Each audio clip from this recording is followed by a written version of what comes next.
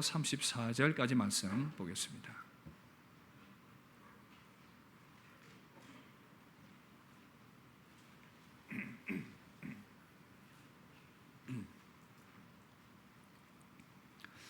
네, 찾으신 줄 알고 교독하겠습니다. 22장 21절에서 34절입니다.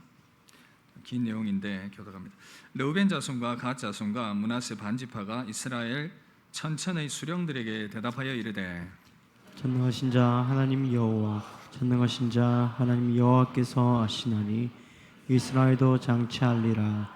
이 일이 만일 여호와를 거역함이거나 범죄함이거든 주께서는 오늘 우리를 구원하지 마시옵소서. 우리가 제단을 쌓은 것이 돌이켜 여호와를 따르지 아니하려 함이거나 또는 그 위에 번제나 소제를 드리려 함이거나 또는 화목 제물을 드리려 함이거든 여호와는 친히 벌하시옵소서. 우리가 목적이 있어서 주의하고 이같이 하였노라. 곧 생각하기를 후일에 너희의 자손이 우리 자손에게 말하여 이르기를 너희가 이스라엘 하나님 여호와와 무슨 상관이 있느냐. 너희 르우벤 자손 갓 자손아, 여호와께서 우리와 너희 사이에 요단으로 경계를 삼으셨나니 너희는 여호와께 받을 분깃이 없느니라 하여 너희 자손이 우리 자손에게 여호와 경외하기를 그치게 할까 하여 우리가 말하기를 우리가 이제 한 제단 쌓기를 준비하자 하였노니 이는 번제를 위함도 아니요 다른 제사를 위함도 아니라.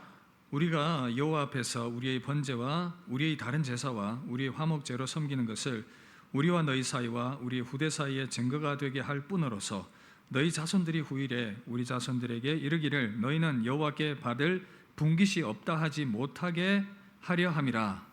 우리가 말하였거니와 만일 그들이 후일에 우리에게나 우리 후대에게 이같이 말하면 우리가 말하기를 우리 조상이 지은 여호와의 제단 모형을 보라. 이는 번제를 위한 것도 아니요 다른 제사를 위한 것도 아니라 오직 우리와 너희 사이에 증거만 되게 할 뿐이라. 우리가 번제나 소제나 다른 제사를 위하여 우리 하나님 여호와의 성막 앞에 있는 제단 외에 제단을 쌓음으로 여호와를 거역하고 오늘 여호와를 따르는 데에서 돌아서려는 것은 결단코 아니라 하리라. 제사장 비느하스와 그와 함께한 회중의 지도자들 곧 이스라엘 천천의 수령들이 르우벤 자손과 갓 자손과 므낫세 자손의 말을 듣고 좋게 여긴지라.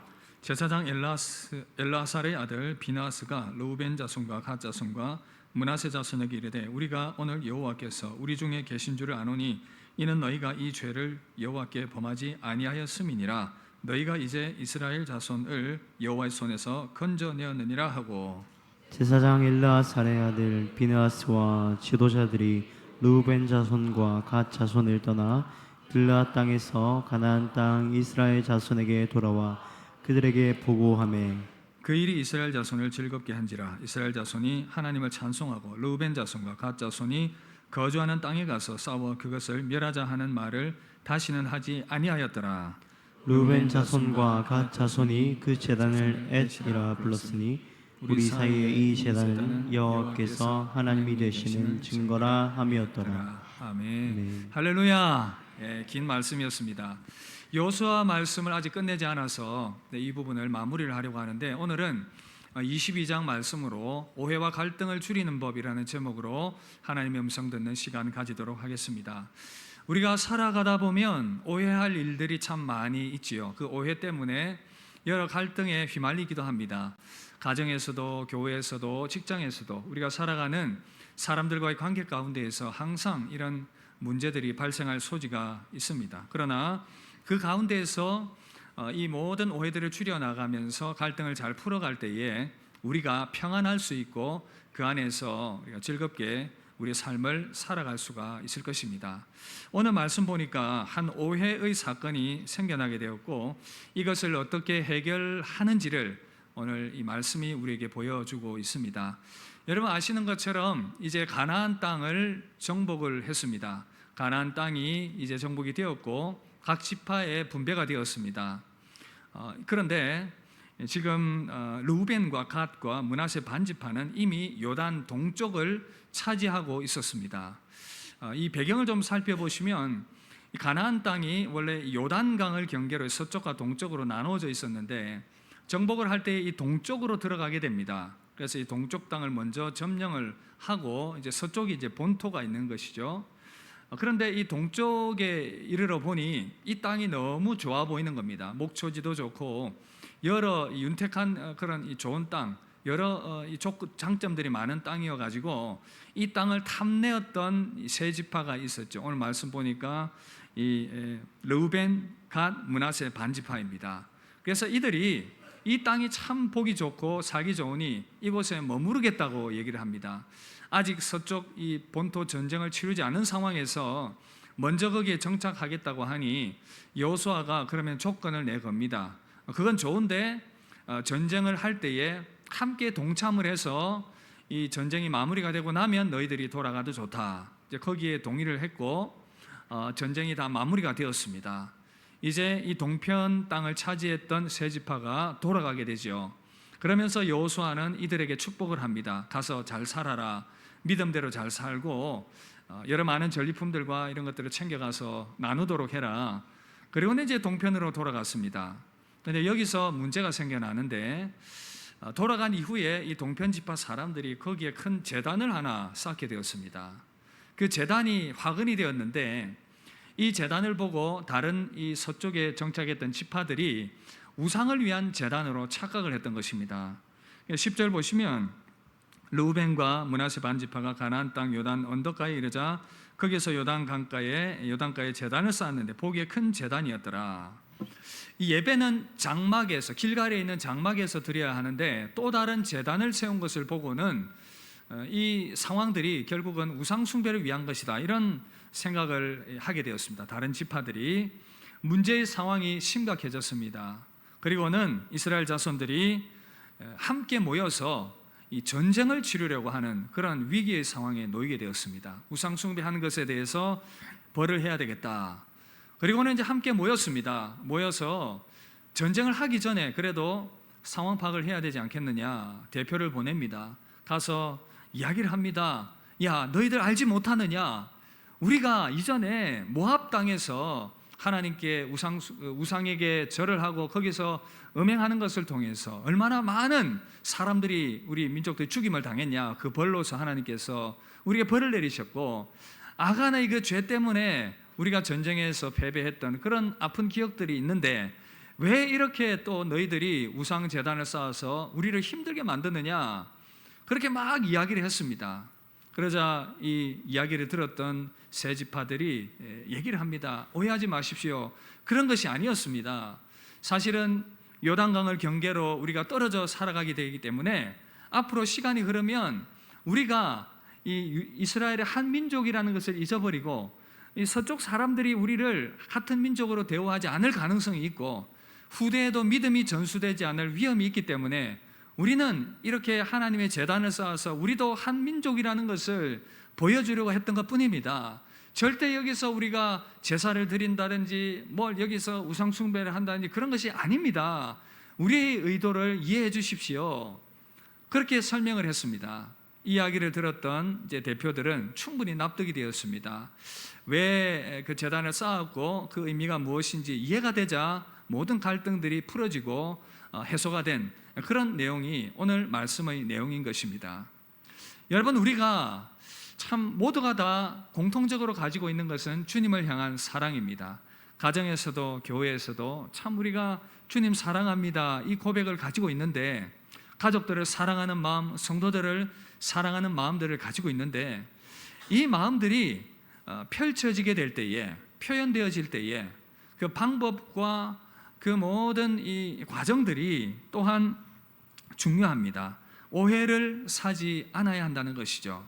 이런 모든 일들이 좋은 의도가 펼쳐지게 될 때에 오해하지 않는 방향으로 이루어지는 것이 덕을 세우는 것이고 유익한 것입니다. 오늘 말씀이 그것을 말해주고 있습니다.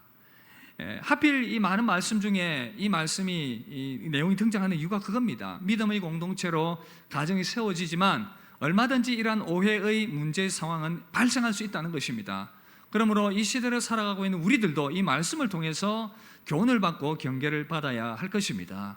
그렇다면 우리가 가정에서 또 교회에서 사람들과 관계 가운데에서 이 오해와 갈등을 줄일 수 있는 방법이 무엇이겠습니까? 오늘 말씀의 내용을 통해서 그것을 함께 찾아보고 우리 가운데 주시는 하나님의 음성 듣고 최소한 갈등을 최소화하며 오해를 최소화하여서 아름다운 공동체를 이루는 저와 여러분들이 될 수 있으면 좋겠습니다. 그런 은혜가 임하게 되기를 주의 이름으로 축복합니다. 그렇다면 우리는 어떻게 이 오해와 갈등을 줄일 수가 있겠습니까? 세 가지로 말씀을 드리려고 하는데, 먼저는요, 덕을 세우는 데 힘써야 합니다. 덕을 세우기 위해서 해야 한다, 그 말입니다. 그래서 우리는 뭔가 좋은 의도로 뭔가를 하려고 할 때에 과연 이것이 덕이 되는가, 나의 말과 행동과 이 일들이 덕이 되는가, 유익이 되는가, 이것을 생각을 해야 합니다. 때로는 그것이 그 기준으로 놓고 볼 때에 유익할 수도 있고 그렇지 않을 수도 있습니다. 여러분, 오늘 말씀 보시면 동편지파가 제단을 쌓은 이유가 무엇입니까? 너무나도 좋은 의도 아닙니까? 하나님을 더 잘 믿고 잘 섬기고 우리 후대에도 믿음을 잘 전수하기 위한 이런 의도였는데, 이런 좋은 의도였는데, 그러나 여러분, 이들이 실수한 것은 뭐냐? 제단을 쌓게 되면 혹시 이것이 오해의 소지가 되지는 않을까? 이것을 깊이 생각하지 않은 것입니다. 단순히 내 입장에서 내가 하나님을 위하고 우리가 하나님을 사랑하고 그 마음으로 무언가를 하면 된다, 그게 아니라는 것입니다. 이것이 어떤 오해를 가져올 가능성은 없는가? 내가 하나님 사랑하고 그 열정이 있으면 내 방식대로 하면 되지 라는 이러한 생각들, 그러나 그 생각이 결과적으로 서편지파 사람들에게 오해를 사게 되는 결과를 가져오게 되었다는 것입니다. 여러분, 내가 괜찮고 우리가 괜찮고 나의 의도가 괜찮으면 상관없다, 그것이 아니라는 것입니다. 덕이 되는가? 이것이 가정을 위한 것이다, 이것이 교회를 위한 것이다. 우리 가정에서도 그렇지 않습니까? 자녀들을 향해서 야 이놈의 자식아, 내가 너것들을 위한 건데, 자녀들도 부모님을 위해서다 뭔가를 하는데 과연 그것이 유익이 되는가, 덕이 되는가? 교회 안에서도 이런저런 일들을 하고 우리가 열심을 내는데 그 열심이 과연 교회에 유익을 끼치는가, 덕이 되는가, 성도들을 위하는가, 이것을 생각을 해야 합니다. 이것이 뭐라고요? 건덕입니다. 덕을 세우는 것. 고린도전서 10장 23절 24절 이런 말씀이 있습니다. 이 말씀을 함께 읽도록 하겠습니다. 모든 것이 가하나 유익한 것은 아니요 모든 것이 가하나 모든 것이 덕을 세우는 것은 아니니 누구든지 자기의 유익을 구하지 말고 남의 유익을 구하라. 고린도전서 10장에 이 말씀이 나오게 된 배경이 있습니다. 고린도 교회가 헬라 지역, 그 그리스 지역에 세워진 교회였는데 이방 문화와 우상이 가득한 곳이었습니다. 그런데 그 우상이 많은 곳이다 보니 그 신전에 제사를 하고 음식들이 시장으로 쏟아져 나왔습니다. 성도들도 당연히 시장에 파는 음식을 사 먹고 살아야 되지 않습니까? 그런데 우상 숭배했던 그 고기가 시장에 이 매물로 나왔는데 이것을 사 먹어야 되냐 말아야 되냐, 이것이 교회 안에서 큰 이슈가 된 것입니다. 분쟁이 되었습니다. 먹어도 된다, 먹어서는 안 된다. 이 부분들을 바울이 정리를 해주면서 이야기를 이제 오늘 이 말씀을 해주고 있는 것입니다. 그리고 그가 고백하는 것이 뭐냐 하면, 내가 고기를 먹는 것이 누구에게 시험거리가 된다면 나는 평생 이 고기를 먹지 않겠다. 음식이 뭐라고? 그런데 덕을 생각하지 않고 자신의 자유나 이 생각만을 지나치게 주장하고 행동할 때에 어떤 문제가 일어난다고 말합니까? 거치는 자가 된다, 그렇게 말합니다. 고린도전서 10장 32절 33절 함께 읽읍시다. 유대인들이나 헬라인에게나 하나님의 교회에나 거치는 자가 되지 말고 나와 같이 모든 일에 모든 사람을 기쁘게 하여 자신의 유익을 구하지 아니하고 많은 사람의 유익을 구하여 그들로 구원을 받게 하라. 여러분, 뭐라고 얘기합니까? 나의 유익, 유대인이나 헬라인이나 하나님의 교회나 거치는 자가 되지 마라. 모든 일에 다른 사람의 유익을 구해라. 다른 사람을 생각하라. 이 원리를, 덕을 세울 것을 강하게 권면을 해주고 있다는 사실입니다. 여러분, 제가 그럴 일이 없겠지만 제가 한 2, 3억 넘어가는 이 페라리나 롤즈로이스나 벤츠를 탄다고 가정해 봅시다. 제가 탈 일이 있겠습니까? 여러분, 제가 이 차 타면 됩니까 안 됩니까? 의견을 뭐 한번 손 들어 볼까요? 된다 안 된다 하면 편을 한번 나눠 볼까요? 저는 여러분들이 아무쪼록 돈을 많이 벌어서 페라리도 타고 롤즈로이스도 타고 벤츠도 타고 그렇게 하면 좋겠습니다. 그런데 목사가 2, 3억 되는 벤츠를 롤즈로이스를 탄다. 그러면 여러분들 중에는 아마 시험이 되는 분들 있을 것입니다. 제가 어느 날 맑은 날에 페라리를 타고 창문을 열고 음악을 쿵쾅쿵쾅 틀면서 선글라스를 끼고 멋지게 운전을 하고 드라이빙을 하고 있습니다. 그런데 우리 김 집사, 이 집사, 박 집사님이 저의 그 운전하는 모습을 보고 어떻게 하겠습니까? 우와, 목사님 멋있다. 그렇게 하실 분 얼마나 계실지 모르겠습니다. 다들 욕할 것입니다. 아니 목사가, 아니 그런데 여러분, 성경에 목사가 페라리 타지 말라는 말이 어디 있습니까? 성경에 목사가 롤즈로이스 타지 말라는 법이 어디 있습니까? 그러나 뭐라고요? 오늘 말씀의 원리를 적용하면 이것이 덕이 되는가? 그것을 고민해야 된다는 것입니다. 그래서 여러분, 저는 2억 넘는 페라리 안 타기로 했습니다. 기분이 나빠서 안 타기로 했습니다. 우리가 서로 간에 세상 사람들에게 믿음의 삶을 드러낼 때도 그런 모습들이, 이 원리들이 좀 적용이 될 텐데, 예를 들면 이제 이 부분은 참 껄끄럽긴 한데, 술, 담배 문제를 예를 한번 들어봅시다. 술을 먹어도 되나 안 되나? 성경에 보니까 술 취하지 말라 했는데 먹어도 안 되나? 근데 여러분, 참 그런 분들에게 죄송한데 잠언 23장 31절 이런 말씀이 있어요. 함께 읽읍시다. 포도주는 붉고 잔에서 번쩍이며 순하게 내려가나니 너는 그것을 보지도 말지어다. 아이고, 딱 걸려버렸습니다. 술을 보지도 말라, 그렇게 말합니다. 사실 이 술이라는 것이 생각해보면 참 모든 악의 근원입니다. 사건과 사고의 배후에 이 술이 너무 많은 자리를 차지하고 있어요. 어떤 여러 가지 범죄들 보면 음주운전이라든지 폭행, 살인, 강간, 모든 일들에 이 술이 배후에 있습니다. 왜일까요? 이성을 마비시키기 때문에. 그리고 알코올 중독에 빠져서 인생 망치는 사람들 얼마나 많이 있습니까? 어떤 전문가들은 한 잔만 마셔도 건강에 안 좋다고 얘기합니다. 그리고 얼굴이 벌게 가지고 길거리에서 성도들이 서로 마주쳤을 때에 참 할렐루야가 나오겠습니까? 덕이 안 된다는 것입니다. 그리고 담배도 마찬가지죠. 건강에 해롭습니다. 교인으로서 덕스럽지 못한 부분들이 있기 때문에 이런 부분을 절제하는 것이죠. 우리 몸이 주님의 전이라고 했는데 이 전을 굴뚝을 만들어서 되겠습니까? 주님이, 성령님이 우리 안에서 담배 연기 때문에 질식하시면 안 되지 않습니까?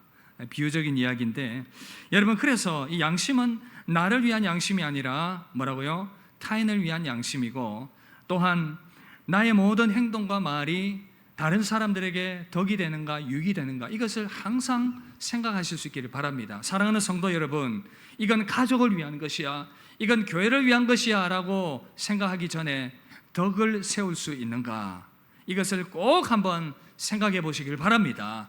이것이 오해와 갈등을 줄이는 아주 지혜로운 방법입니다. 그래서 나의 자유가 아니라 가정과 교회의 덕을 세우는 그런 지혜로운 사람들이 되기를 주님의 이름으로 축복합니다. 첫 번째 원리, 오해와 갈등을 줄이는 법, 덕이 되는가? 두 번째는 소통입니다. 충분히 소통해야 합니다. 함께 따라합시다. 소통합시다. 가정과 신앙 공동체 안에서 사람들과의 관계 가운데에서 오해가 일어나는 가장 큰 원인 중에 하나가 바로 이 소통의 부재 때문이라는 것입니다. 여러분, 오늘 말씀 보면 동편지파 사람들이 제단을 쌓을 때에 서편지파 사람들에게 알리고 이것을 동의를 구하고 그렇게 서로 소통했으면 좋았을 것입니다. 생각해보면 이 제단을 쌓는 일이 오해를 살 수 있는 그러한 소지가 있다는 것을 생각을 했을 것입니다. 그렇다면 이 부분들을 미리 이야기를 하고 소통을 했으면 이 문제를 이렇게 복잡하게 가지 않았을 수도 있었을 것입니다. 그러나 이러한 것이 없었기 때문에, 소통이 없었기 때문에 문제가 된 것입니다. 여러분, 소통이란 무엇이겠습니까? 이전에 제가 이 부분을 한번 설명한 것 같은데, 영어로는 이제 커뮤니케이션 아닙니까? 커뮤니케이션, 소통. 이 라틴어로 이 커뮤니스, 이 어원으로 유래가 된 단어인데 공동의 것으로 만들다, 이런 의미를 가집니다. 그러니까 소통이라는 것은 내가 아는 것으로 그치는 것이 아니라 나도 알고 너도 알고 우리 모두가 다 공감을 하고 아는 것, 알게 되는 것, 이것을 소통이라고 얘기를 하는 것이죠. 여러분, 우리의 몸도 우리의 육체도 피가 잘 통해야 건강합니다. 이 피가 잘 통하지 않으면 많은 건강의 어려움이 찾아옵니다. 병이 찾아오지요. 어느 방송 강연에서 강연가가 한 말이 참 인상적이었는데 이런 말이었습니다. 통하지 않으면 통한다. 무슨 말일까요? 앞에서 이 통한다는 말은 소통한다는 말이고 뒤에서 통은 이 고통을 의미하는 것입니다. 소통하지 않으면 고통을 당하게 된다. 여러분, 이 말이 참 공감이 됩니다. 우리가 얼마나 이 소통이 없어서 오해를 하게 되고 그 오해 때문에 밤새도록 고통하고 밤새도록 힘들어하는 그러한 모습입니다. 부부간에도 그렇고 자녀들과의 관계 가운데서도 그렇고 가정 안에서도 또 교회 안에서도 이러한 충분한 소통이 없어서 많은 이 고통을 안고 살아가는 그러한 모습들이 우리 가운데 있다는 사실입니다. 그래서 우리가 고통하지 않기 위해서 서로 잘 소통할 수 있게 되기를 바랍니다. 소통할 수 있게 되기를 바랍니다. 옆 사람과 한번 소통합시다. 우리 소통합시다. 그랬는데도 안 쳐다보는 분 계시죠? 소통하자고 했는데 소통을 해야 됩니다. 여러분, 뿐만 아니라 이 소통의 방법도 지혜로워야 됩니다. 무슨 말일까요? 만나서 대화할 이야기가 있고 전화로 할 이야기가 있고 SNS 카톡으로 이야기할 내용들이 있습니다. 이것도 잘 구별을 해야 됩니다. 그래서 여러분, 요즘 이 부분들이 잘 지혜롭게 되지 않아서 이 또한 소통이 갈등과 오해의 원인이 되기도 하더라는 것입니다. 예를 들어서 소통하는 문자나 카톡, 혹시 이것 때문에 오해를 당하거나 준 분들이 계실 것입니다. 나는 좋은 의도로 얘기했는데 상대방은 이제 카톡을 보냈는데 오해를 하는 것입니다. 이거 싸우자고 하는 건가? 이렇게 오해를 하는 것입니다. 왜일까요? 그 문자 안에는 감정이 표현되지 않기 때문에, 마음이 제대로 전달되지 않기 때문에 그런 오해들이 있을 수가 있습니다. 그래서 여러분, 그냥 하트 이모티콘 이런 거 보내고 사랑해, 아니면 하여튼 그런 것들, 아니면 필요한 의사 전달 정도를 하는 것으로 하고, 대화를 할 부분들은 대화를 통해서, 전화를 얘기해야 될 분들은 전화로 해서 우리 안에 그런 오해들이 최소화될 필요가 있겠습니다. 하나의 삶의 지혜고요. 그렇게 지혜롭게 소통의 방법도 잘 선택할 수 있기를 바랍니다. 여러분, 우리가 소통을 신경 써야 하는 이유가 무엇일까? 하나님께서 우리에게, 참으로 소통할 수 없는 우리에게 소통을 해 주셨기 때문입니다. 우리가 범죄했을 때에 우리는 하나님께로 나아갈 수가 없었습니다. 우리의 영적인 안테나가 다 망가져 버렸습니다. 천국의 길도 막혀 버렸습니다. 영원한 멸망길밖에 없었습니다. 그러나 하나님께서 우리를 사랑하셔서 우리와 소통하기를 원하셨습니다. 어떻게 해요? 구약시대 때는 선지자들을 통해서 하나님의 말씀을 우리에게 들려주셨습니다. 그리고 이 시대에는 참으로 우리의 구원을 확실하게 해주시기 위해서 하나님의 아들이신 그분이 사람의 몸을 입고 오셨습니다. 우리와 같이 되셔서 우리에게 말씀하시고 우리와 공감해 주시고 우리와 대화하시면서 구원의 길을 알려주신 것입니다. 그리고 이 시대에는 하나님의 말씀이 성경을 통해서 끊임없이 우리에게 소통해 주시고 말씀하시고 그 구원의 길을 알려주고 계시다는 사실입니다. 사랑하는 성도 여러분, 하나님과 소통하게 되기를 바랍니다. 아직까지 하나님과의 소통의 길이 열리지 않은 분들은 우리 주 예수 그리스도 안에서 하나님과 소통하며 구원과 그 은혜의 자리에 나아가실 수 있기를 바랍니다. 그리고 믿음 안에 있지만 죄와 나의 게으름과 나태함과 불신앙 때문에 하나님과의 소통의 길이 막혀 있다면 다시금 주님 안에서 소통을 회복함을 통해서 참으로 하나님의 그 은혜를 회복하게 되기를 바랍니다. 하나님과 소통하는 자가 형통하게 될 줄 믿습니다. 하나님과 소통하면 형통하게 될 줄 믿습니다. 모든 고통들, 죄악의 고통들과 악한 마귀가 주는 그런 모든 고통들로부터 소통함을 통해서, 하나님과 소통함을 통해서 우리는 은혜를 얻게 될 것이고 회복함을 얻게 될 것입니다. 그런 하나님과의 소통의 은혜가 여러분들 가운데 임하게 되길 주의 이름으로 축복합니다. 여러분들에게 권면합니다. 하나님과도 잘 소통하시고 가족들과 사람들과 잘 소통해서 오해 없는, 갈등 없는 그런 아름다운 가정, 아름다운 신앙 공동체 되기를 주님의 이름으로 축복합니다. 그러니까 마지막 세 번째, 여러분들에게 이 오해와 갈등을 줄이기 위해서 경솔한 판단을 삼가야 할 것을 권면해 드리고 싶습니다. 여러분, 오해와 갈등을 줄이기 위해서 바로 이 경솔한 판단을 삼가야 합니다. 서편지파 이스라엘 자손들 요단 동편으로 보내진 세 지파 사람들이 하나님을 배반하는 이 우상 제단을 쌓았다라고 경솔하게 판단을 했습니다. 그리고는 이 경솔한 판단으로 어떻게 했습니까? 군대를 소집했습니다. 바로 이제 싸우자고 지금 나간 것입니다. 경솔했지요. 그 전에 좀 상황을 파악했으면 되었을 텐데 지금 모여서 전쟁하겠다고, 사실은 함께 서편 그 지역을 전쟁하면서 목숨을 걸고 싸웠던 이 동료들인데 지금 이 오해의 사건이 발생했다고, 죽이겠다고 지금 군대를 이끌고 나왔습니다. 경솔한 행동이지요. 여러분, 이런 경솔한 판단하지 않기 위해서 무엇을 주의해야 되겠습니까? 두 가지가 생각이 나는데, 먼저는요, 자기 판단이 옳다는 것, 이것을 경계해야 됩니다. 경솔한 판단의 대부분은 내 생각만이 옳다라고 생각할 때에 발생하게 되는 문제인 것입니다. 여기에는 교만이 포함되어 있지요. 내가 똑똑하고 내 판단이 옳고 내 생각이 바르기 때문에 나는 내대로 판단하겠다. 그러면 결과적으로 이 경솔한 판단이 하나님의 교회를 소란하게 하고 가정을 혼란스럽게 만들고 주변 사람들을 시험에 빠뜨리게 되는 것입니다. 여러분, 사도 바울이 한 큰 실수 무엇입니까? 바로 예수님이 바로 이단의 괴수다라고 그는 판단했습니다. 그리고 예수 믿는 사람들을 다 이 이단의 무리에 속했다고 생각을 하고 잡아 죽이려고 했던 것입니다. 그런데 그가 깨달았던 것은 다메섹 도상에서 부활의 주님을 만나고 난 이후에 그는 깨달았습니다. 아, 내가 경솔했구나. 내가 그릇된 판단을 했구나. 이 경험이 있었습니다. 그리고는 그가 교회들을 섬기면서 교회들을 향해 성도들에게 권면할 때에 항상 이야기를 합니다. 고린도전서 4장 5절, 이 경험을 가지고 그는 이렇게 얘기를 합니다. 함께 읽읍시다. 그러므로 때가 이르기 전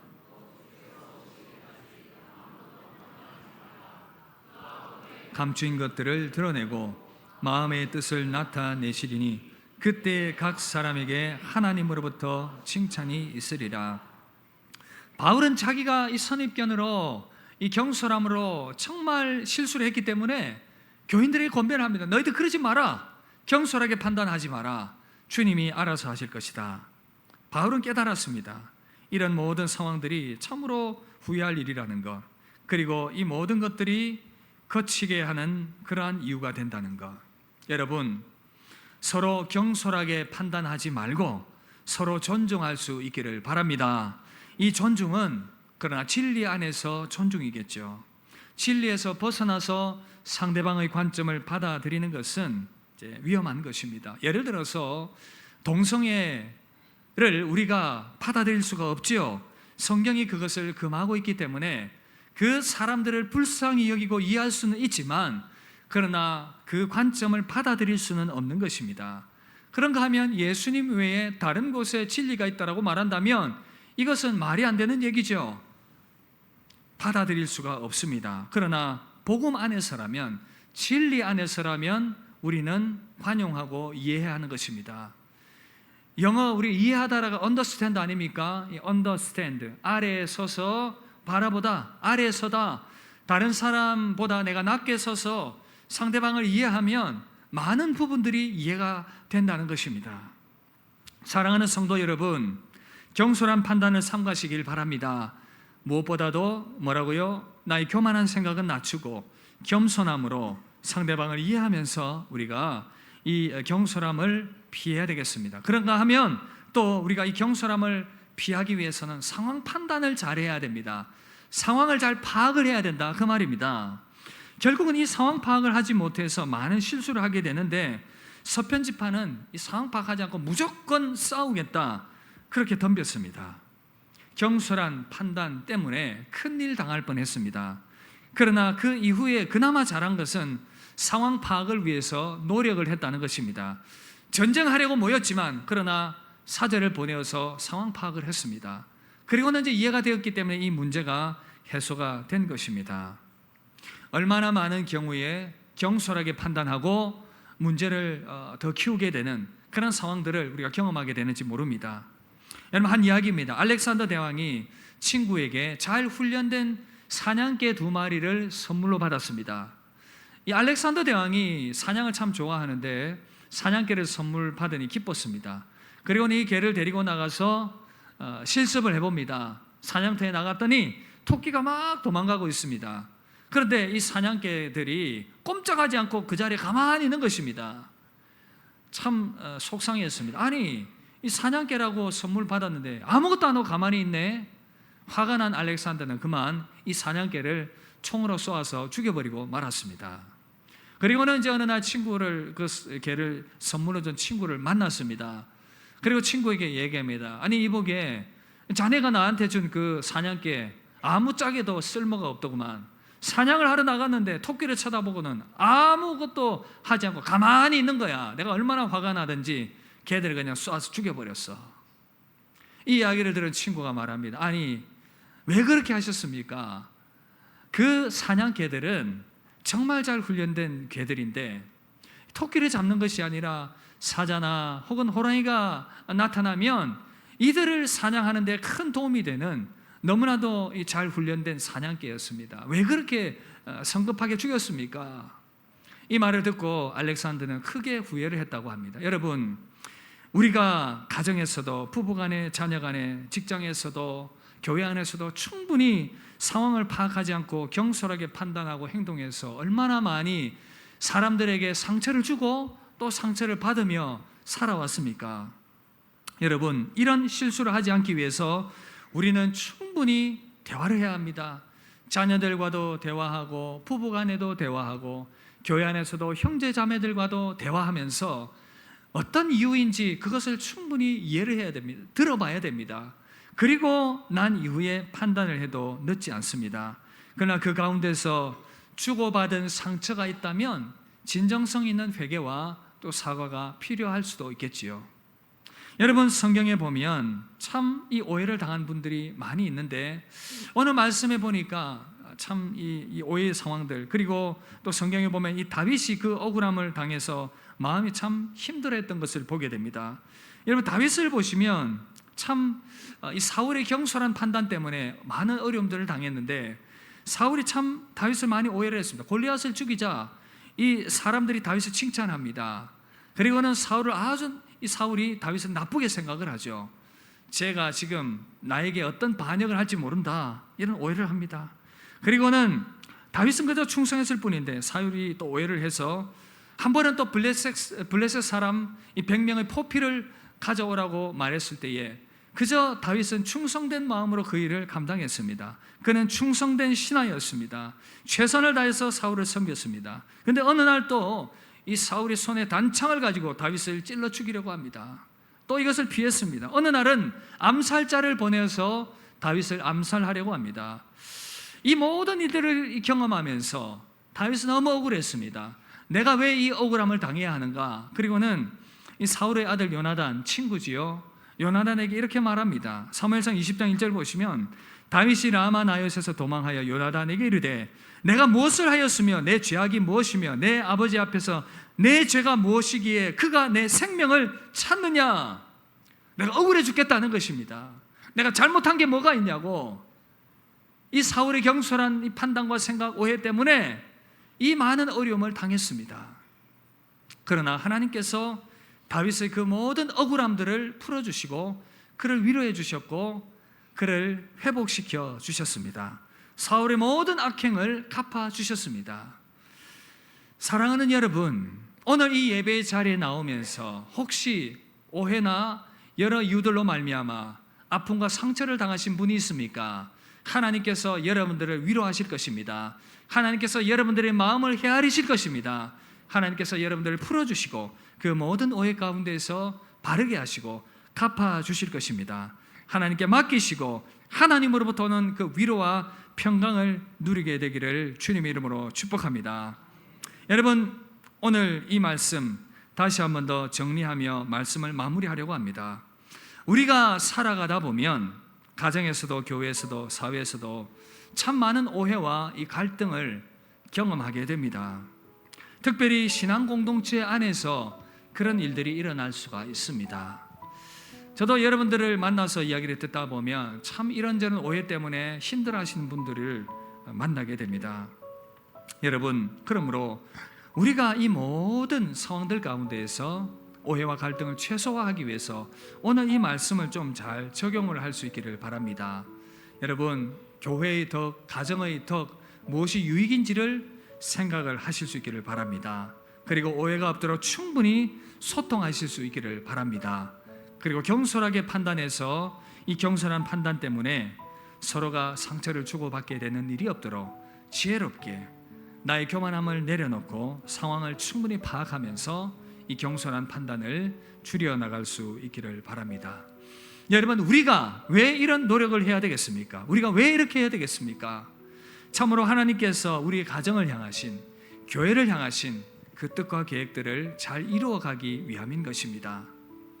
우리가 참으로 하나님의 이루어가시는 뜻하시고 계획하시는 그 아름다운 일들을 이루어가는 교회가 되길 위해서 우리에게 맡겨주신 그 복음 사명과 하나님 나라를 확장해 나가는 이 사명 잘 감당하기 위해서 그 에너지들이 우리 안에서 소진되지 않기 위해서 이런 오해와 갈등들이 일어나면 사명 감당하지 못하고 여기에 힘을 다 빼버리는 것입니다.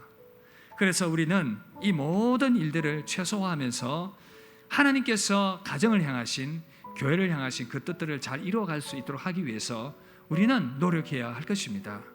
빌립보서 2장 13절 14절 이렇게 말씀합니다. 우리 함께 읽읍시다. 너희 안에서 행하시는 이는 하나님이시니 자기의 기쁘신 뜻을 위하여 너희에게 소원을 두고 행하게 하시나니 모든 일을 원망과 시비가 없이 하라.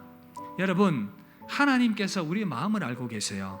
우리 열정도 알고 계시고 교회를 향한 사랑도 알고 계십니다. 그러나 이 모든 것들을 풀어낼 때에 오해가 없도록 하기 위해서 오늘 이 말씀 꼭 적용할 수 있기를 바랍니다. 덕을 세우기 위해서 하시고 소통하시고 겸손한 판단을 줄여서 하나님의 귀한 뜻을 이루어가는 여러분들의 가정과 교회 되기를 주님의 이름으로 축복합니다. 그렇게 찬양하고 기도하겠습니다. 우리의 마음의 소원함이 그것입니다. 참으로 주님의 교회를 아름답게 세워나가는 것입니다. 이 모든 일들을 위해서 지혜로운 행함이 우리 가운데 있기를 소망합니다. 찬양합시다. 우리에게 소원이 하나인데 주님 다시 오시오.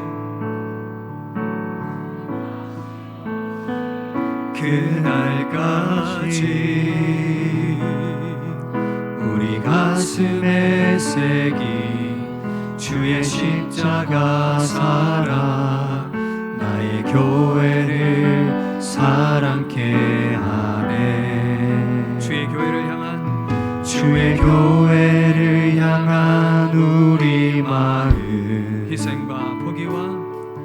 희생과 포기와 가난과 고난 하물며 죽음조차 우릴 막을 수 없네. 우리 교회는 이 땅의 희망 교회를 교회 되게 예배 되게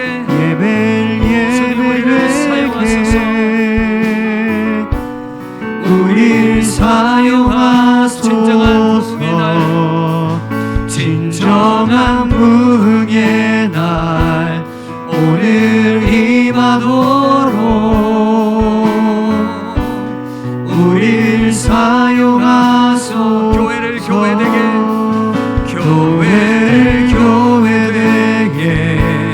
예배 되게 우릴 사용하소서. 진정한 부흥의 날 오늘 임하도록 우릴 사용하소서. 주옵소서.